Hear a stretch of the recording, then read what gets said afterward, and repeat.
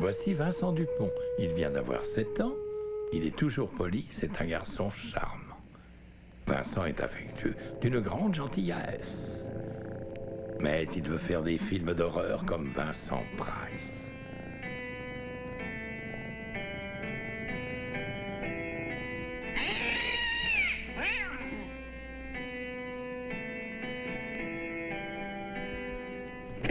Sa sœur, son chien, son chat lui tiennent compagnie.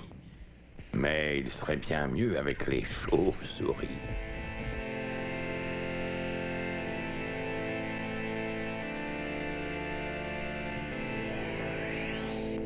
Là, il ferait marcher ses inventions terribles.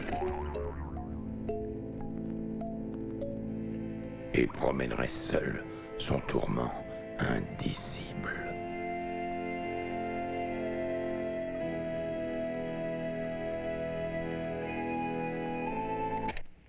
Quand sa tante vient le voir, Vincent est tout sourire. Il veut pour son musée la plonger dans la cire.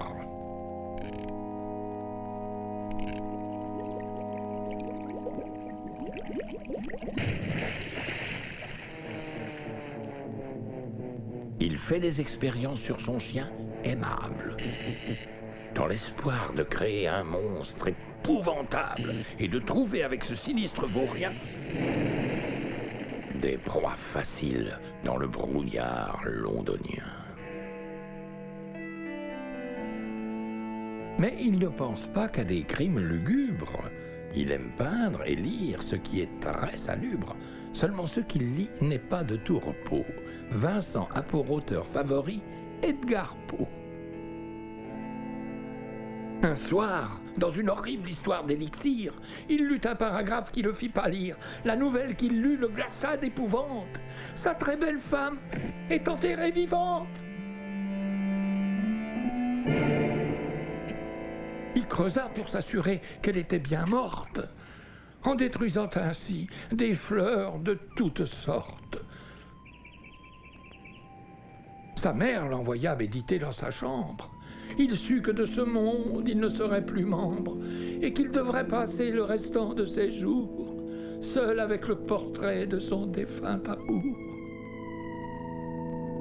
Vincent se morfondait, souffrait mille tourments, lorsque sa mère ouvrit la porte brusquement. Elle dit « Si tu veux, tu peux sortir jouer. Il y a du soleil. Il faut en profiter. »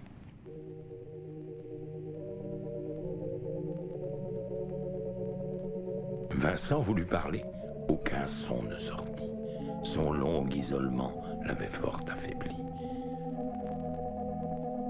Il prit donc une plume et griffonna très vite. Possédé par ce lieu, jamais je ne le quitte.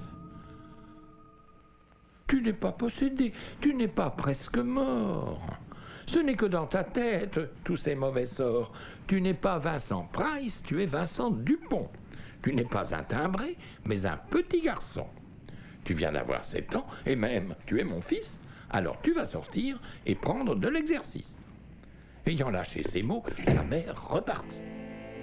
Et pendant que Vincent restait abasourdi, la chambre vacilla et trembla de partout. Il comprit qu'il était désormais vraiment fou. Il vit son chien aimable ressurgir en trombe et entendit sa femme l'appeler d'outre-tombe. De son cercueil parvenait sa voix sépulcrale et des fentes des murs sortaient ses mains spectrales. Toutes les horreurs qu'en rêve il avait créées transformèrent son rire en clameur terrifiée. Pour fuir cette folie, il alla vers la porte. Mais il tomba, sans vie, comme une feuille morte. Ce fut d'une voix faible et lente qu'il cita la fin du corbeau d'Edgar Poe comme constat. Et mon âme de cette ombre à l'air incongru, clouée au sol, ne s'élèvera jamais plus.